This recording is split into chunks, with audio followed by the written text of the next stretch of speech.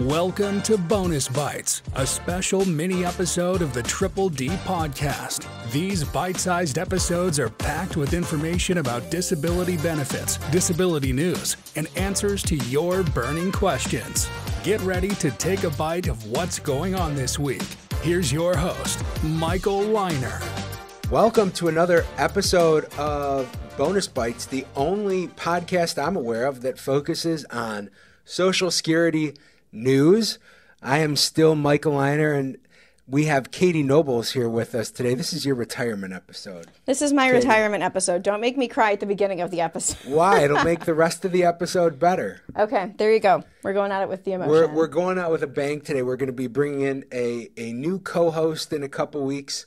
Andrew November, a Social Security attorney who works here with me at Leiner Legal, so that you guys can change the format a little bit. Well, it'll be a little more conversational, but I am so excited to be able to have one more episode with you, Katie. So let's go out with a Bonus Bytes bang. All right, let's do it. And I think it's going to be great with Andrew because it's two experts weighing in on this stuff. I just kind of pitch you the headline, so I think Andrew's going to be great for this. You pitch, I catch. There you go. Okay, I'm going to pitch you the first headline. You ready for it? Okay. Let's hear it. So this first one, Social Security announces change to accessing website. Yeah, so this is something that I want to make sure that people are aware of. It impacts everybody who does business with Social Security. Anything that you do, whether it's changing your last name when you get married, filing for a disability benefit.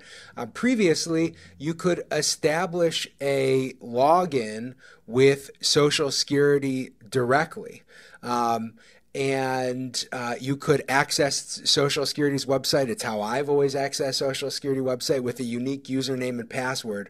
Social Security, and I think this is going to increase some security features for people. This is why they're pushing this. This is why they're going to do it. Now, the only way that you're going to be able to access Social Security's website, at least your own information inside of it, is to create a profile on login.gov, which is a government website that the United States government uses. You can log into a whole bunch of different agencies' portals using that. But I think that it's one way that the government is trying to consolidate things, make it so that there's uniformity across the different agencies that people do work with, and hopefully save on some costs so that they can approve some more disability cases. There you go. And hopefully it'll make it a little bit easier. It's kind of like a one-stop login for everyone for all of everything they need government-wise. Exactly. Okay. Exactly. So I think this is a good change. Awesome. Okay, moving on to this next headline. This is a big one. This is news that just broke this week. The headline is J.D. Vance announced as Trump's VP pick. What would this mean for the future of the Social Security Administration? Yeah, so obviously we're playing a little bit of a hypothetical game here on multiple fronts. The first one being Trump and Vance have to win in November, although, you know, if you've been following the polls lately, it seems like that is much more likely than I might have thought 6 or 8 months ago. But, you know, J.D. Vance happens to be a senator here in Ohio, where we're located, so we do have some familiarity with him. You know, if you look deeper into J.D. Vance's history, you see that he has kind of, at least publicly, changed his views on the disability programs. You know, he is very famous for writing a book about 15 years ago called Hillbilly Elegy. And in that book, he talked a little bit about, he wrote about the need for people in lower income households to reduce their reliance on the government, that things like Social Security retirement, Social Security disability, entitlement programs that are offered by the government, what they really do is they create shackles on people. And, you know, he also in the book wrote about how it was unlikely that anybody could ever be elected with a platform of doing away with these benefits like retirement and disability that so many Americans rely on. But, you know, those were kind of the early younger positions that J.D. Vance took. Now, it's important to note how young he is now. J.D. Vance is still today only 39 years old. So very young. In fact, you know, I think the youngest vice presidential candidate that we've ever had. Somebody can fact check me on that. But, you know, over time, as he's gotten more involved with politics, at least what's been put out publicly, his position has, maybe not coincidentally, come to more align with former President Trump's views on the Social Security programs, which is basically advocating against there being any cuts. Again, kind of highlighting what he said originally in his writing, that nobody would ever be electable if they were, saying that we should cut all these programs. But, it's what would actually happen with a Trump-Vance ticket, if that's who's in the White House come January, remains to be seen. But just to give a little bit of background on J.D. Vance, he's kind of taken a pivot, publicly at least, in terms of how he views the, Social Security programs. And I'm sure that you guys will be keeping a close eye on all of those headlines. Absolutely. And, any of the discussions around that. Okay, well, that's it for our headlines, but we have a lot of good listener questions for us today. Yeah. So let's jump into the first one. This one is from Facebook, and it says, what happens to your Social Security if you sell your house? Does that disqualify you? And I'm sure this depends on the program that you're getting, right? Exactly, Katie. And I think... I imagine that what this listener is referring to are the resource limitations on SSI benefits. So let me first say this as a baseline entry to my response. If you are receiving retirement benefits or Social Security Disability Insurance benefits, SSDI, selling your house makes no difference, because you could be the wealthiest person in the world, whether it's in cash or in the value of a home, it doesn't matter, and you can still qualify for disability benefits or retirement benefits. Now, where it's a little bit different is if you're an SSI recipient. Okay, remember, supplemental security income is a benefit that is based on not only being disabled or elderly, it's also based on having very low income and resources. Now, while you're on SSI, you can own one home as long as you live in it. But if you sell that home and you're left with a pile of cash, that is suddenly a resource that is available to you. And if you were to sell your house for, let's say, $100,000, so you went from owning a home that you lived in and being eligible for SSI to you sell your home, now you've got $100,000 in a bank account. You are $98,000 if you're a single individual, or $97,000 if you're part of a married couple, above the SSI resource limit that you would have to spend down. Now, what you could do is buy another home, and if you put all of that money into purchasing another home, then you could make yourself re-eligible for SSI benefits. I think what this person's really focused on is the impact that the proceeds from a house would have on SSI, so I hope that clears things up. Absolutely. Moving on to our next one. This question is, can you talk about if an FCE test can help a case? Yes. So first tell me what an FCE test is, then we'll dig into that question. So an FCE is a functional capacity evaluation. And what we talk about all the time across our different media channels is the importance of having opinions from your doctors on how you are limited in terms of your functioning present in your medical records. Many times we've got forms that are available that people take to their doctors, and the doctors just check things off based on their familiarity with the patient, or the disability applicant, our client. An FCE is an objective way of measuring how somebody is limited. So literally, it's done different ways depending on which office is doing it. It's usually a test. It can be between 1 hour and 4 hour. They will test things like how long you can sit for, how long you can stand for. They'll give you like pegboard tests to determine how well you can use your hands or how limited you are in your ability to use your hands. And at the end, the output that you get from this test is something that says, based on the results of today's test, you are able to do light work, sedentary work. These tests can be very helpful, but they also have limitations to them, and I want to make sure we kind of cover this. This might be a little long of an answer, but I think this is really important information for people to hear. First thing, FCEs are almost never done by an MD. They are almost always done by some sort of physical therapist, which is not considered an acceptable medical source under Social Security's rules. Now, the solve for that, because, if your doctor sends you for an FCE and then nothing happens in follow-up, what we're left with is this testing, which still has to be considered by Social Security, but it's testing generally done by someone who's, one, not a treating source, and two, not an acceptable medical source that says what you're capable of doing. And Social Security points out those two things and can give minimal weight to it. The best thing that can happen is if you do get sent for an FCE, the results need to be reviewed by the doctor, and hopefully your doctor will type up a statement or put a statement in your records that say, I have reviewed the results of the functional capacity evaluation, saying whatever it says, and I believe that it is consistent with my knowledge of this person's health conditions, and it's appropriately, they are appropriately limited based on the conclusions of that report. Get it in the record. Get it in the record. Get it in the record. The other limitation to these exams is that they are generally not done for the purpose of finding somebody disabled. They're generally done for the purpose of helping identify what type of work can be done.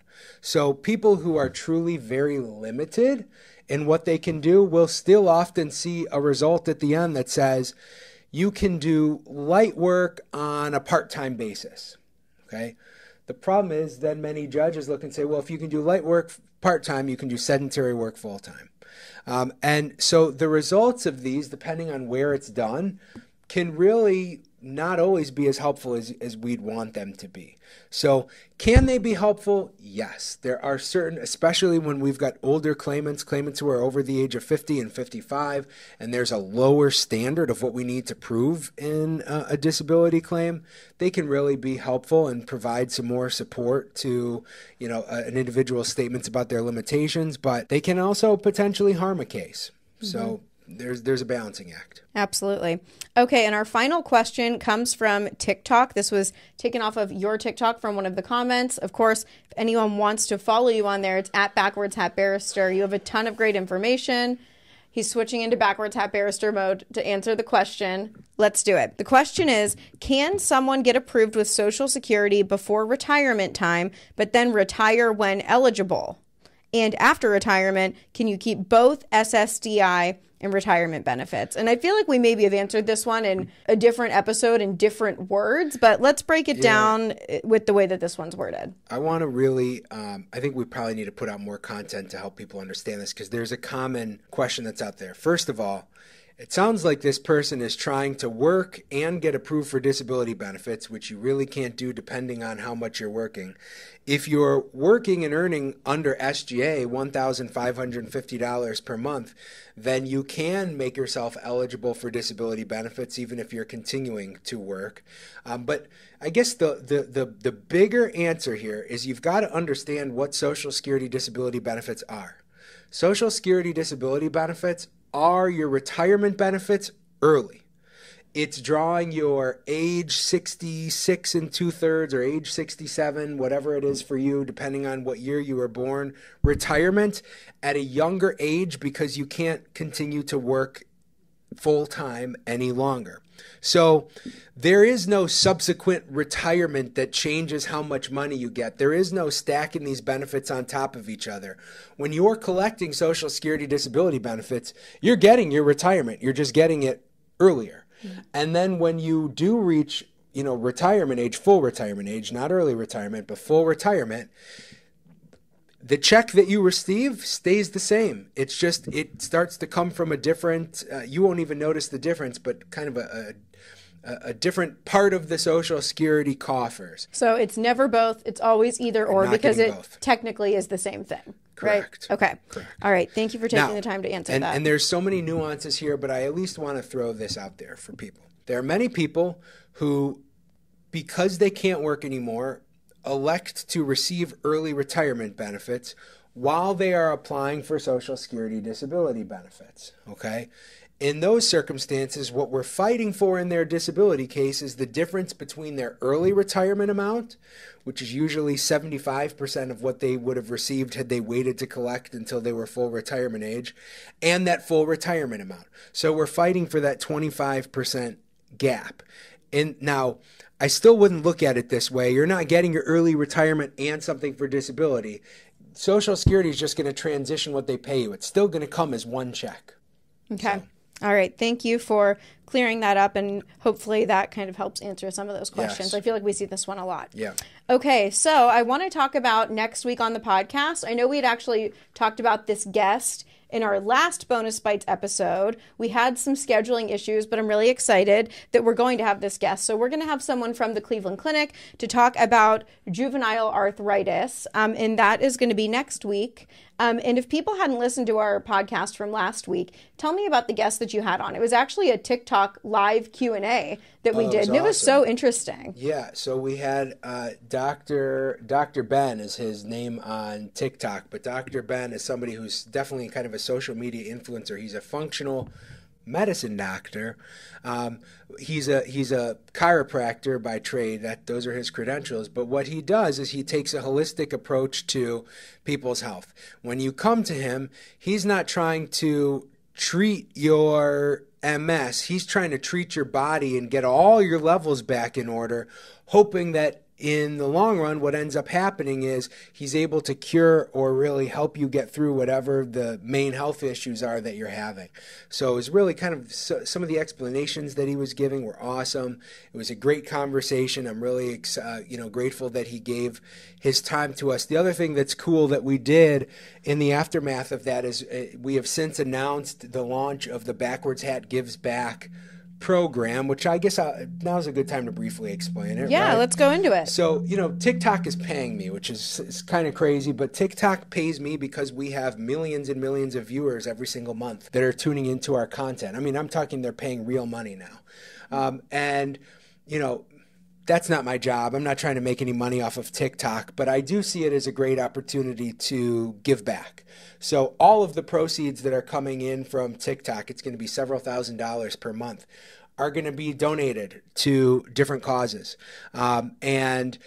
When we do these TikTok lives with influencers from the disability community like Dr. Ben, we're going to let them pick where we donate to. And so we did a donation. I'm going to call off camera. What was the name, Richard, of the Colorado Nature Outdoor Kids Camp, which is something that Dr. Ben is very involved with. And we sponsored a family to attend that camp. That's amazing. Yeah. The first donation that we were able to make, it was just from a partial month payment from TikTok, was about $500, and we donated that right to that camp, which was enough for an entire family to attend this camp, which is really cool. Just to think just sitting there with my phone, and now we're really giving doing the information you were already giving. Yeah. Now you can impact people right, with it too. Right. So we're going to keep doing that. Hopefully the donations, I know they will just because of what's in that account now. The donations are going to keep getting bigger and better. But the more views we get, the more money we can donate. That's where it's going to. Nobody's lining my pockets with that. That's right. And again, if you guys want to follow Michael on TikTok, that's at Backwards Hat Barrister. Look out for those. The Q&A episodes that you do are so interesting. I feel like you really kind of get into the weeds with them, and I always like to see it. And you do actually take live questions from people in the comments. Yeah, so much of what we do is taking live questions. Now, in that last podcast with Dr. Ben, most of the questions were for Dr. Ben because he's so interesting. But, I answer questions that come to me as well. I'm there. All right. Well, that was last week, and always continuing content on TikTok. Next week, again, we're going to have that doctor from the Cleveland Clinic. I think that's going to be great. We have one more thing to celebrate today. It's your birthday today. It's my birthday. Happy birthday to Michael. If there was more people here, I'd sing you happy birthday. Put in the comments how old you think I am. Let's see if people can hint. Guess. I think it's the same as J.D. Vance. Thanks for spoiling that, Katie. Look, we could cut it out in editing, but I think we leave it in. All right. I think we leave it in. All right. Well, thank you so much, Michael, for taking the time to answer all of these questions. And this is the last Bonus Bytes that we're going to do like this. Next time, we're going to have a brand new format, brand new co-host sitting here with a lot more knowledge. From now on, you're going to be at least we know one person will be watching. My gosh. All right. Well, I think that's it for us, but we will see you guys with our episode next week. Katie. Thank you, Michael. Thanks for listening to Bonus Bytes, a mini episode of the Triple D podcast. Rate, review, and subscribe, and tune in next week for more disability news and headlines.